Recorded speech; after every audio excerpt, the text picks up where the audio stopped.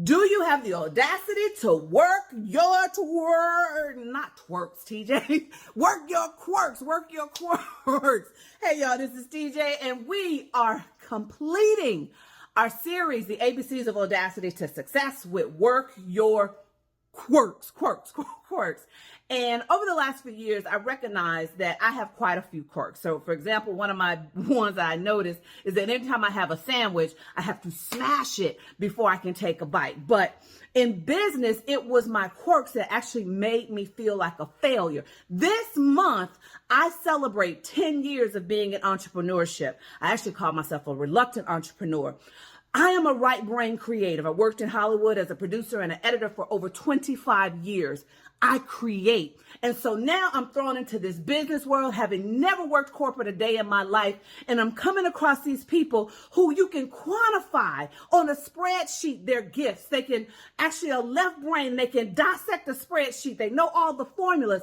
And a lot of times I felt like a failure. I felt like I couldn't live up. And I remember praying to God, like, yo, if you wanted me to do all of this, why didn't you make me a left brain? And he checked me one day and was like, so you think I made a mistake when I made you?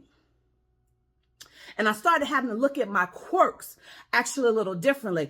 As a kid, I've always been one to be able to influence people for good. I've been one I can walk into a building, total empty room, and a person will sit right next to me and tell me all of their issues. They'll just open up to you. My friends can vouch. I have been at Wendy's by myself off in a corner waiting on my cousin to sit down with her meal, and a dude just walks up and just starts actually unloading on me, and I had to minister. So I've always been that person who had that quirk of drawing people to them. And so the day that it changed was when one of my coaches actually recommended the book Rocket Fuel.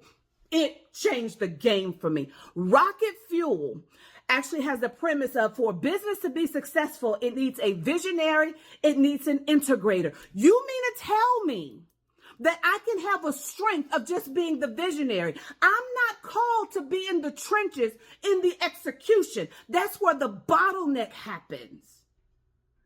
I've learned how to work my quirks. The thing that I thought was offbeat about me, the thing that I thought was more of a weakness, has turned out to be my strength. What is that for you? Determine if you are a visionary or you an integrator, and work your quirks. I'll see you tomorrow for what? X. I'll see you tomorrow.